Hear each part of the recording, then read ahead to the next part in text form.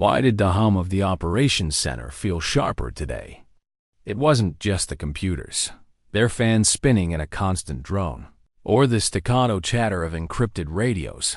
It was something in the air, an undercurrent, invisible but undeniable. Like the breath before a storm, the Navy's Forward Operations Center never truly slept. Even in its so-called quiet hours, the place pulsed with controlled chaos. Rows of glowing screens stretched across one wall, each split into grids of satellite feeds, shifting mission maps, and blinking communication channels. Printers worked in relentless rhythm, spitting out classified maps and datasheets. Somewhere in the background, a coffee pot kept the air saturated with that overbrewed, metallic smell, the kind you stopped tasting after years in uniform but could still place in your sleep. Officers moved between stations in brisk, purposeful strides. Their eyes rarely left the screens. Their voices clipped and low, the words punctuated by jargon outsiders wouldn't catch. The big board, a massive, wall-mounted tactical display, dominated the far end of the room. Its lattice of red and blue icons in constant motion. Most would see clutter. She read it like a pulse, and in the middle of it all, she stood beside the SEAL commander, clipboard in hand. Her uniform was understated. Navy-issue blouse in a muted hue. Sleeves rolled, just enough to reveal the lean muscle of her forearms, the kind earned from years carrying more weight than paper. No flashy ribbons, no gleaming rank pins to announce her place in the hierarchy. To the untrained eye, she was just another aide, background, logistics, which was exactly what she wanted them to think. A junior operator, barely out of his 20s, leaned toward the man beside him. Commander's got himself a new assistant, huh? Wonder how long before she's tired of running coffee. They didn't bother lowering their voices. She heard them. She always heard them. Years in the field had tuned her to every nuance of sound. The weight in a sentence, the hesitation in a voice, the subtle shift when confidence faltered. She registered it all without turning her head. No flinch, no glare, no acknowledgement at all. Instead, she finished noting a set of updated coordinates in her precise handwriting, flipped the page, and continued. The commander, broad-shouldered, voice like gravel, was deep in an operational discussion with two other officers. Every so often, he passed her a folder without looking, and she'd file it away in seconds. She moved like she'd rehearsed the choreography 1,000 times. Efficient, silent, invisible. Two SEALs came in from the adjoining prep room, still laughing over some training mishap. One smirk lingered when his eyes passed over her.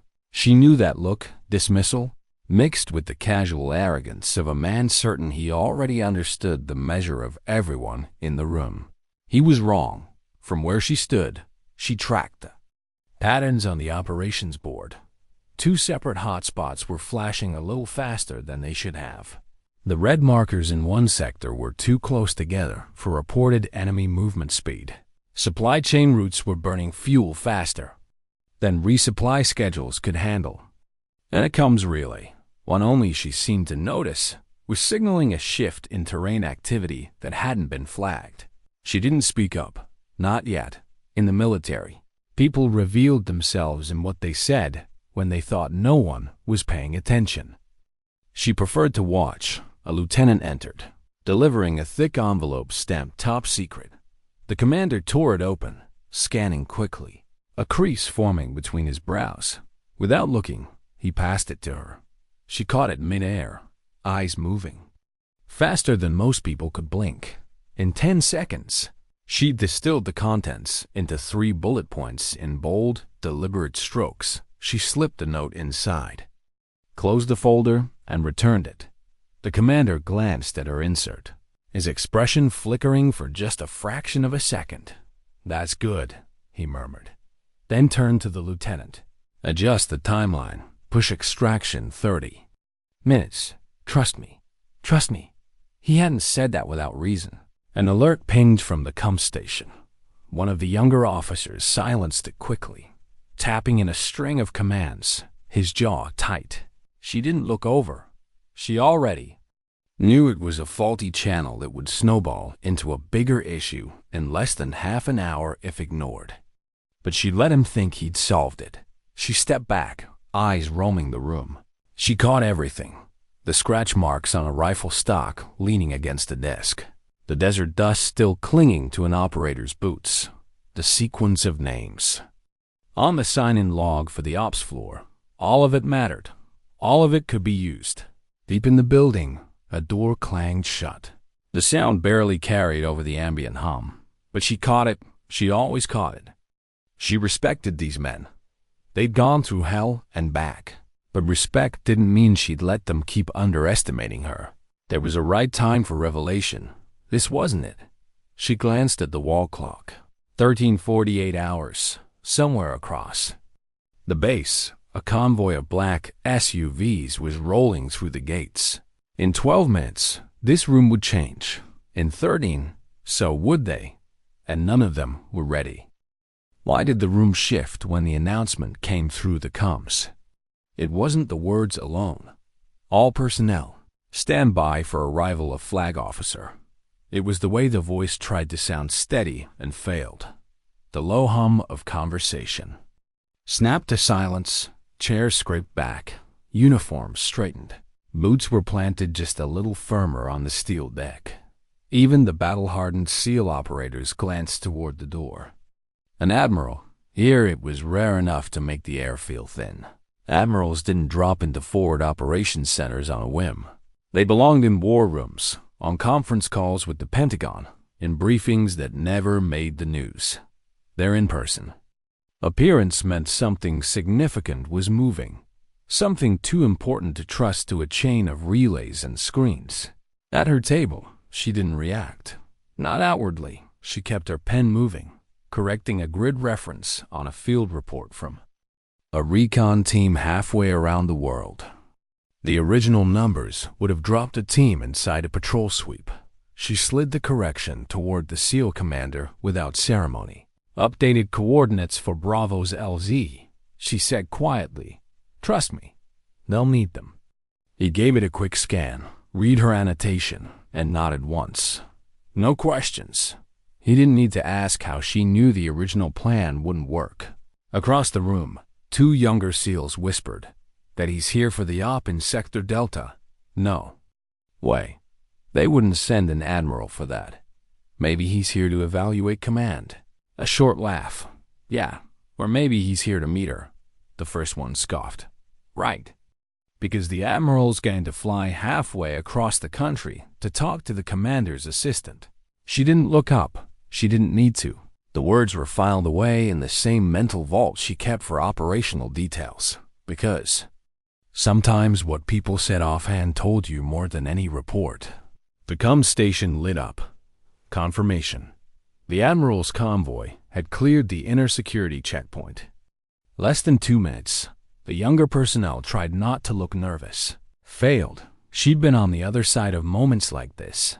The one walking in. The one causing the ripple of posture corrections and sudden silence. That was years ago. In places most of these men had never been.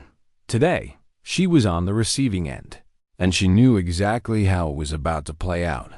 The blast doors at the far end of the room opened. The air changed instantly. It wasn't about volume. It was about weight. 4 silver stars gleamed on the admiral's shoulders as he stepped through. His uniform looked like it had been pressed over steel. His eyes swept the room with a precision that could read a man's history in a glance. Protocol dictated that the ranking officer in the room, the SEAL commander, would be greeted first. That was tradition, respect, order. The admiral didn't follow it. From the threshold, his gaze locked on her. Not a passing glance, not curiosity, recognition. She stood still, clipboard at her side. Her stance perfect but unforced. The commander's hand, halfway raised for a shake, hovered awkwardly as the admiral walked straight past him without breaking stride. Murmurs rippled through the operators, low enough not to be words. The sound of the Admiral's polished shoes on steel echoed in the space between heartbeats. 8 steps, then he stopped directly in front of her. No smile, no handshake, just the sharp, flawless motion of his right hand snapping to a salute. It was as if the oxygen left the room. This wasn't the casual, polite acknowledgement of a superior to a junior. Salutes like this, from someone with 4 stars, were rare. And never, directed first to someone who appeared to be at the bottom of the room's hierarchy, she returned it with equal precision, heels clicking together, movements so crisp it might have been carved in muscle memory. They held the salute 2 beats longer than regulation. Then, in perfect unison, dropped their hands. The commander's eyes flicked between them, searching for the context he didn't yet have. The junior SEALs were less subtle, their confusion written plainly across their faces. "Good to see you." "Again, Captain," the Admiral said, his voice carrying easily across the room. One word, "Captain," detonated in their minds. It didn't match the picture they built of her. It didn't match the casual way they dismissed her for. "Days," she nodded once. "Likewise, Admiral. You two know each other?" The commander asked, a shade of disbelief in his voice. "We've served together before." The Admiral replied, "Different times, different places." The kind of places that weren't in official records. The whispers had stopped. Now the silence was thick enough to feel. The woman they'd overlooked was no longer a background figure. And this, she knew, was only the first crack in their perception. What did the Admiral mean by different places? The room didn't breathe while they waited for the answer that never came. He didn't elaborate. He didn't need to. The absence of detail said enough. Whatever history they shared didn't belong. On record, the Admiral's gaze held hers for a moment longer before he broke into the faintest smile. Not the polite formality of superior to subordinate, not the tight-lipped mask of a man under protocol. This was something else, a subtle acknowledgement only the two of them understood. "You're a long way from your last theater, Captain," he said. She didn't blink. "Yes, sir." The commander was still piecing it together. But the older operators in the room had already started to connect threads. Stories they'd heard in passing, operations whispered about in secure corridors, and then the Admiral dropped it. "Still running your own playbook?" A small, almost imperceptible curve touched her lips. "Always, sir."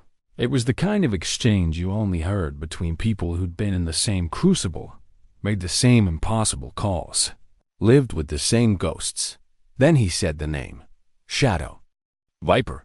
The temperature in the room shifted again. Even the fluorescent hum seemed quieter. Some of the younger SEALs looked blank, the code name meaning nothing to them beyond its edge.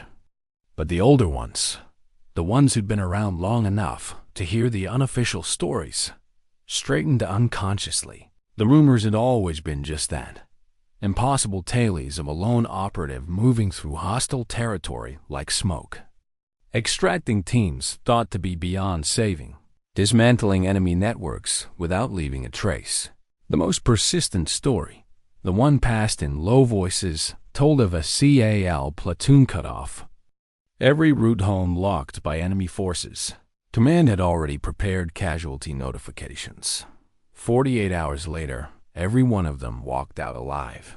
No official explanation, only whispers that a ghost had passed through the enemy's ranks. They were looking at her now like the ghost had stepped into daylight. She didn't confirm it. She didn't deny it. Silence was the stronger answer. The Admiral's tone stayed even, but his words carried deliberate weight. "These boys treating you well." "They're learning," she replied, and let the corners of her mouth hinted something between amusement and warning. A ripple of unease went through the ranks. The Admiral's gaze swept the room. "You've got one of the best in the business here. Don't waste your time." No one moved. No one spoke. The sentence landed like a weight on the table.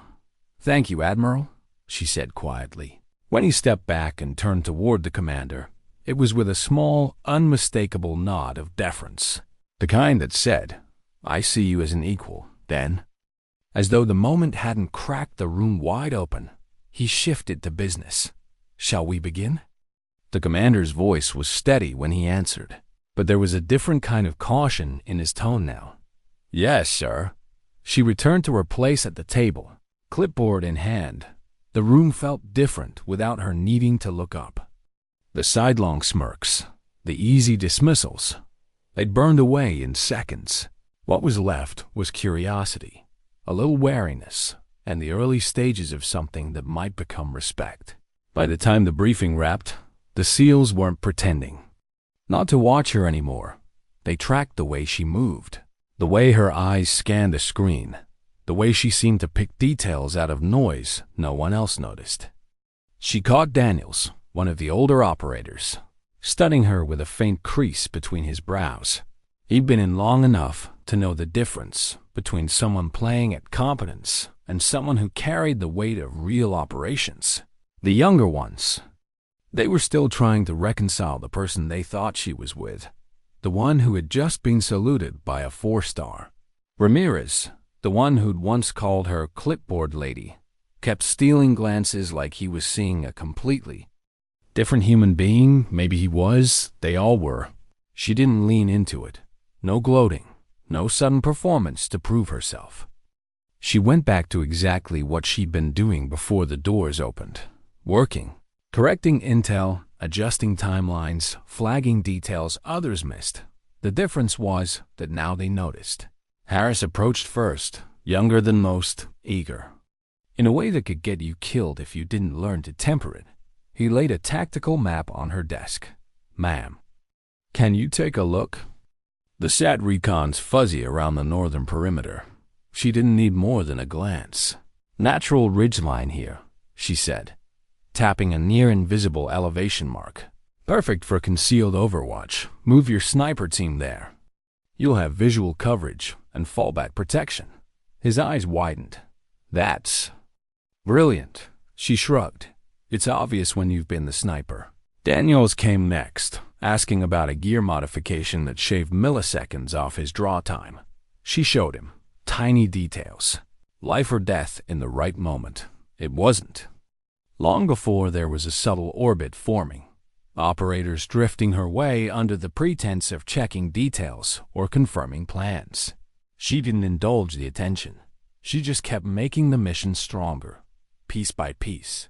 By the time the Admiral left the base, the whispers had changed. No one was asking if she was the commander's assistant anymore.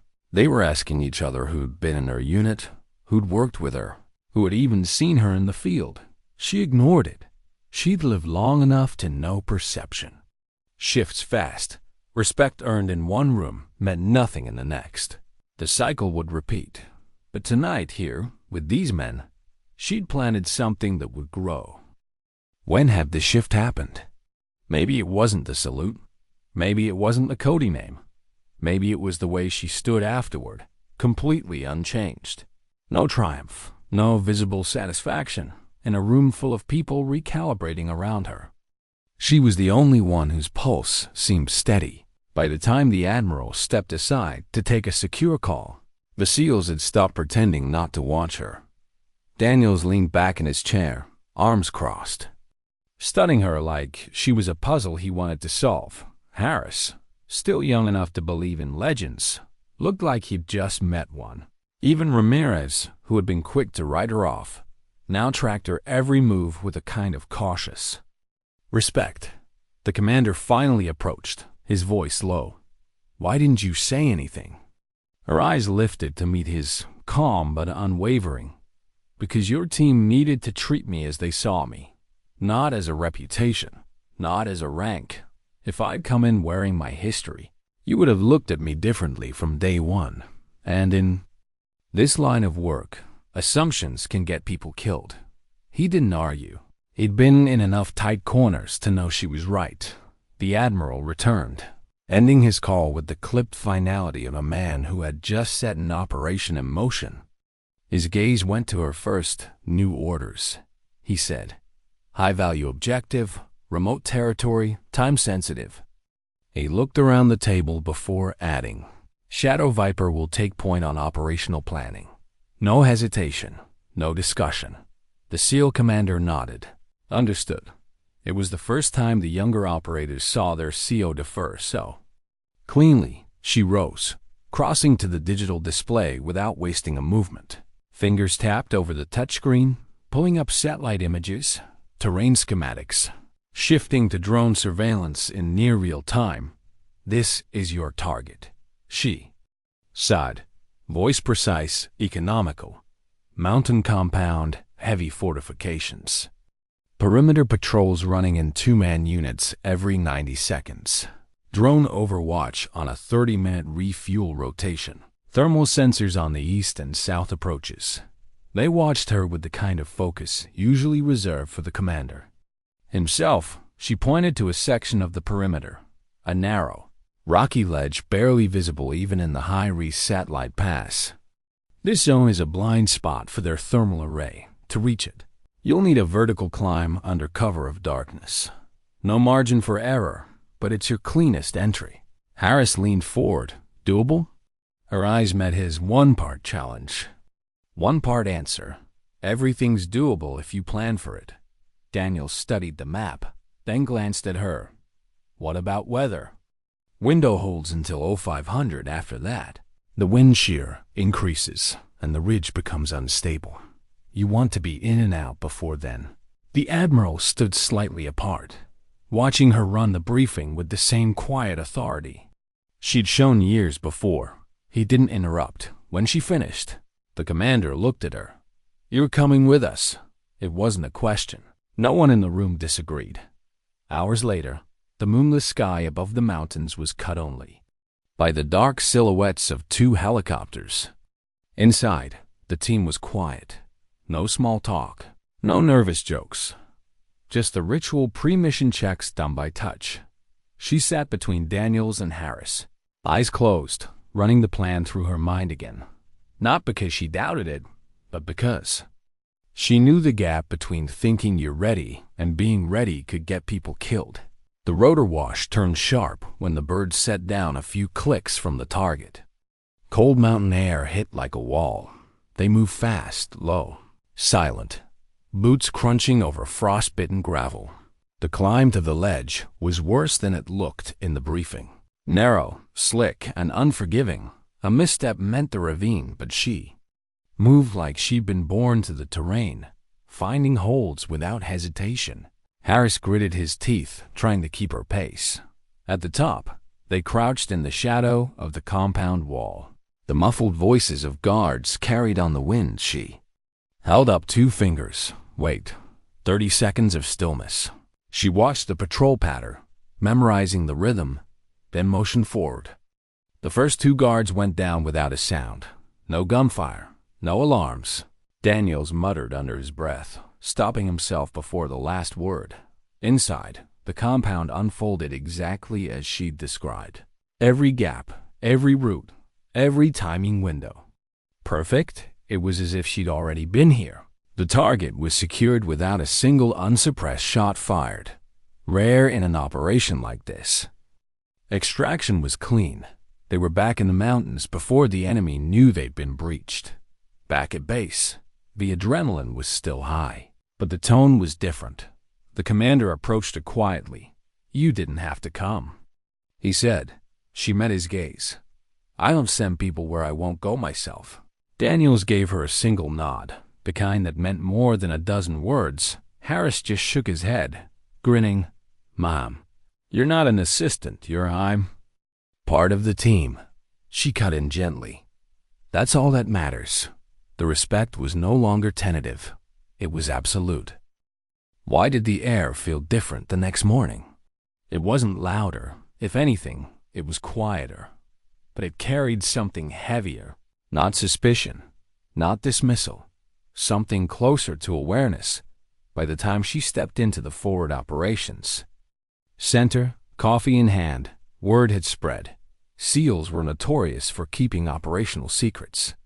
But when it came to moments like last night's, moments that rewrote the way you saw someone, the story moved faster than encrypted comes. She didn't change her stride. Tactical cargo pants, Base issue hoodie. No rank displayed, no change. In her pace, if the glances lingered longer than before, if conversations dipped into silence as she passed, she didn't let it show. The commander was already at the briefing table. His face gave nothing away, but the way he waited for her to sit before starting told her the dynamic had shifted. One by one, the SEALs filed in. Daniels gave her a short nod. Harris grinned as he took a seat across from her, but said nothing. Even Ramirez, usually all easy swagger, avoided looking at her too directly, as if eye contact might reveal more than he was ready to know. The wall screen came to life with grainy drone footage, a mountain valley, fortress-like compound, triple perimeter, armed guards, thermal sensors, drone overwatch. This, the commander said, is our next target. High-value arms broker, supplying cartels, insurgent cells, and anyone with enough money. She leaned forward, studying the footage. Perimeter? Triple layered, he said. 2-man patrols. Thermal coverage. Drone rotation every 30 minutes. Her eyes narrowed slightly. He's expecting a raid. The commander didn't deny it. Exactly. From the back, Daniel's voice carried forward. "Ma'am, what's your call?" Every head turned toward her. The room held still. "You breach from the north," she said. "You'll walk into a kill box. Drone patterns suggest they're drawing you there. The actual weak point is here." She tapped the map. A rocky ledge, barely visible even at high resolution. Dead zone for thermal. But you'll need a vertical climb. At night. No room for error. Harris tilted his head. "Doable?" "Everything's doable," she said. "If you plan for it." The commander didn't need more. "We move at 0200 full gear." He looked at her. "You're coming with us." It wasn't a question. Night wrapped the mountains. In cold silence as the helicopters flew dark. Inside, no one spoke. Checks were done by touch. Gloved fingers running over rifles. Optics, ammunition. She sat between Daniels and Harris again, eyes closed. The plan wasn't just in her head. It was muscle memory now. The landing was smooth. The air biting. The ground crunched faintly under boots as they moved low. The climb was treacherous, frost on rock. Wind knifing over the ridge. But she didn't slow. Each hold found without hesitation. At the top, the compound wall loomed. Guard voices drifted through the cold. She froze them with a 2-finger signal. Wait. 30 seconds of watching patrol rhythm. Then she moved. The first 2 guards went down silently. No alarms, no gunfire, just precision. Inside, every route unfolded as predicted. Every timing gap was real. The target was secured without a single shot fired. Extraction clean. Vanished back into the mountains before the compound knew they'd been breached. Back at base, the adrenaline was still fresh. Gear was stowed, weapons cleared. The commander approached her. "Softer now. You didn't have to come," he said. She met his eyes. "I don't send people where I won't go myself." Daniels gave her a short nod. Harris shook his head, half smiling. "Ma'am, you're not an assistant. I'm part of the team," she interrupted. "That's all that matters." Respect wasn't silent anymore. It was solid, tangible. Why did the debrief feel heavier than usual? The op had been clean, perfect, even. But the air in the operations center held the same kind of weight you felt before bad weather. The commander stood at the head of the table, eyes flicking, between the mission summary on the screen and the operators seated around it. Daniel sat with his arms crossed. Harris leaned forward on his elbows. Ramirez scribbled something in a notebook. They all looked focused, but she knew better. Success didn't erase the next threat. It only made you wonder how long before the next shot was fired. The commander cleared his throat. "Target in custody, no casualties, no detection." His voice was matter-of-fact, but there was a slight pause before he continued. "Intel from the compound indicates multiple upcoming shipments. Not just arms, tactical electronics, communications jammers, advanced optics.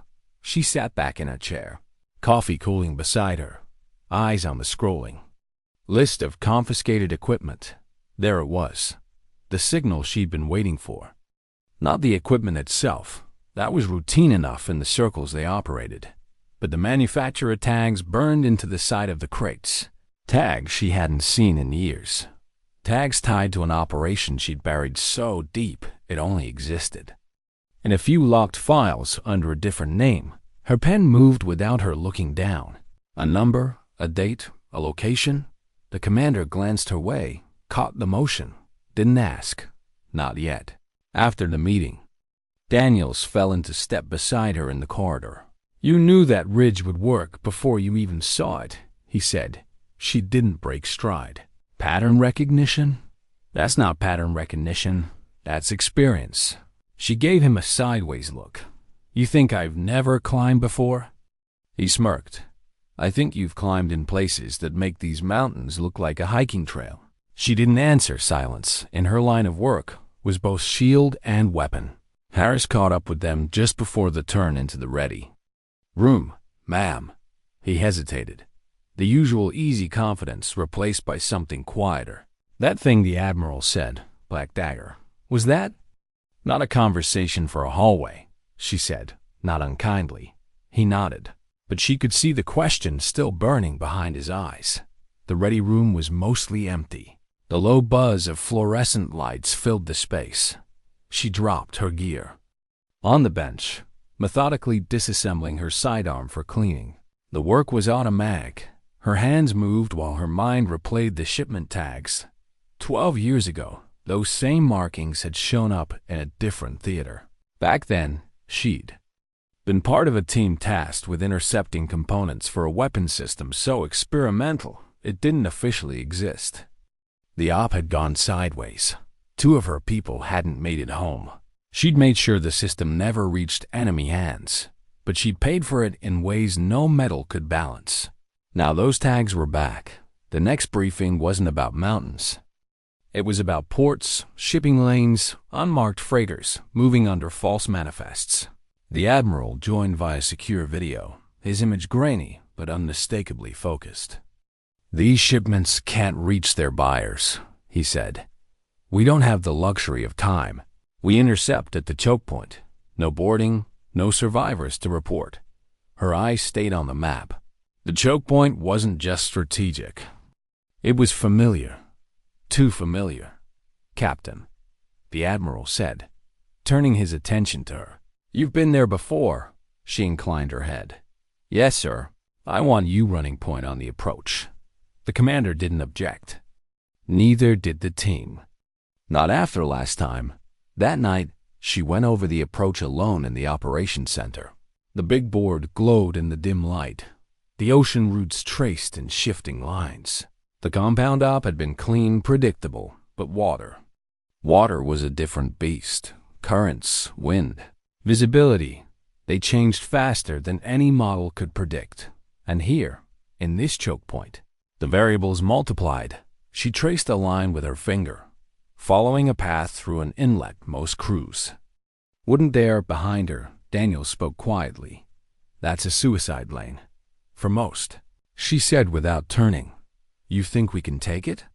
"I think we don't have a choice." Why did the ocean always feel like it was holding its breath before a mission? Even with the engines humming low, even with the dark waves rolling beneath them, there was a stillness that wrapped around the boat like another layer of armor. The SEAL team was geared up and quiet. No one wasted words. In this kind of op, silence wasn't just habit. It was insurance.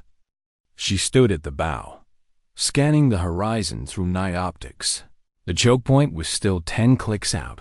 A faint mist clung to the water, blurring the line between sea and sky. To the untrained eye, it was just an empty stretch of ocean, too. It was a maze of shifting threats. Daniels moved up beside her, low and steady. Lanes narrow, cross-currents faster than forecast. "I know," she said. "We hold speed for another 3 minutes, then cut it by 10 knots, hug. The southern drift, it'll pull us through without showing on their thermal." He didn't argue, not anymore. Behind them. Harris checked and rechecked his gear, hands moving faster than usual. He caught her glance and tried to play it off with a grin. She didn't call him on it. Nerves had their place. If you knew how to control them, the radio crackled once. The commander's voice. Visual in 5. She slid her optics down again. Through the mist, the faint shape of a freighter emerged. No lights, no transponder ping. Its silhouette was heavy with cargo. Too heavy for a legitimate run. Thermals? She asked. 2 hot zones topside, likely sentries, Daniel said. And below? He shook his head. Dead cold. She knew better.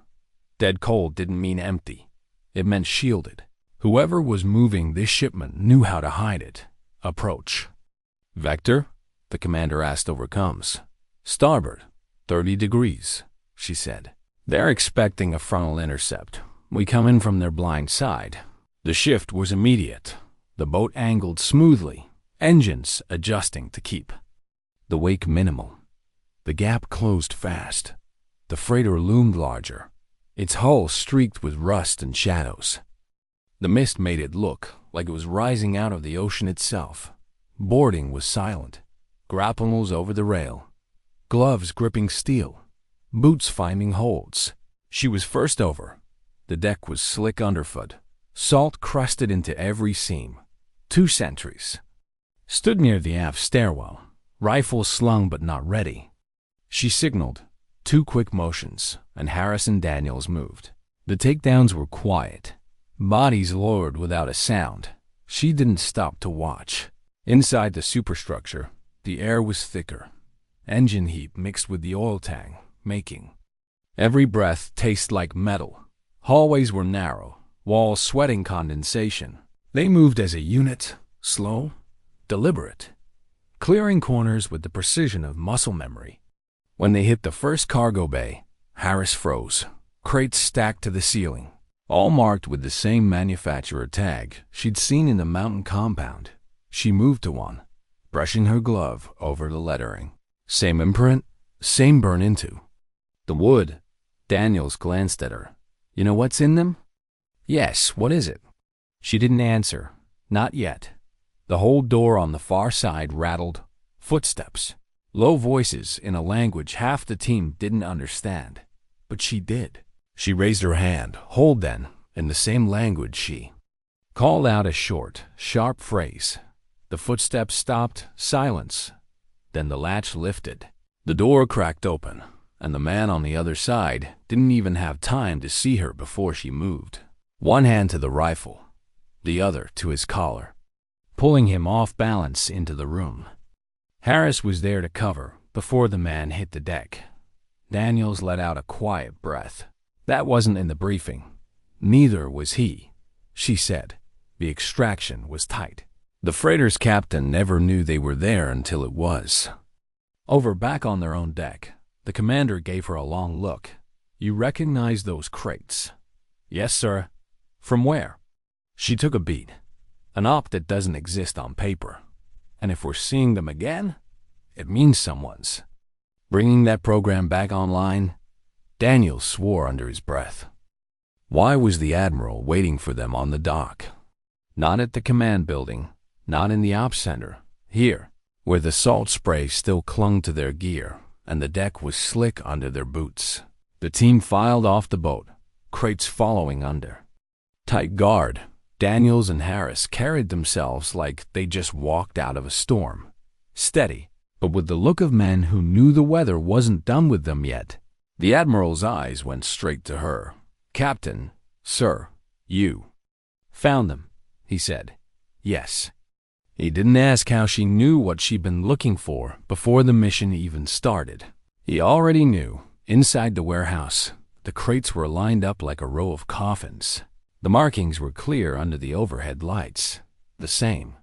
Manufacturer tag she'd seen in the mountains. The same she'd seen a lifetime ago in a different theater. Daniels broke the silence first. All right, someone tell me what's inside before I start guessing. She stepped forward, resting a hand lightly on one of the lids. These are components for a weapons guidance system that was never supposed to leave development. 12 years ago, we intercepted a shipment just like this. The program was shut down after, or so we thought. Ramirez frowned. Why shut it down? Sounds like something we'd use, because it doesn't discriminate. She said flatly. It can't. Once it's locked, it doesn't care if the target's military or civilian. It just finishes the job. Silence. Even Harris stopped moving. The Admiral's voice was low. When we took it offline, we buried every trace. But someone's dug it up. The next 48 hours blurred into planning. Routes, names, cross-references on the black market. Every angle they worked only led to more shadows. Daniels found her in the ops center at 0300, standing alone before the big board. You're not going to tell them the whole story, are you? No, she said. They don't need the weight of it, just the mission. He studied her for a moment, then nodded. Fair enough, but whatever it is, you've got us.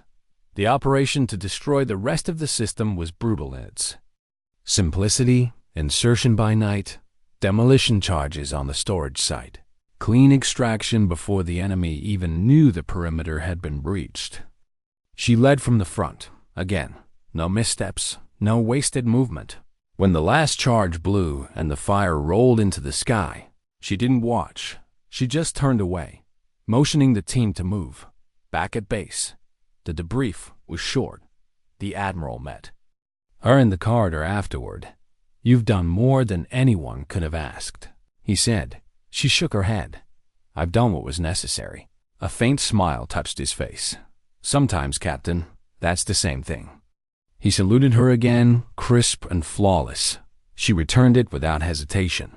The team found her later, sitting at her usual table, coffee cooling beside her. Daniels leaned on the back of a chair. So, we're clear now. You're not just part of the team, you're our team. Harris grinned. And if anyone forgets, we'll remind them. She met their eyes one by one, letting the weight of it settle. Good, because the work doesn't stop here, and the next time, it might be worse. Ramirez smirked. Then I guess it's a good thing we've got Shadow Viper. She didn't correct him later, when the room was quiet and the lights dimmed. She sat alone, watching the big board. The red and blue markers kept shifting. Just like always, new missions would come. New rooms where she'd be underestimated until the moment she chose to be seen. That was fine, because she'd learned something years ago in another place, under another name. Sometimes, dignity doesn't speak. It simply acts.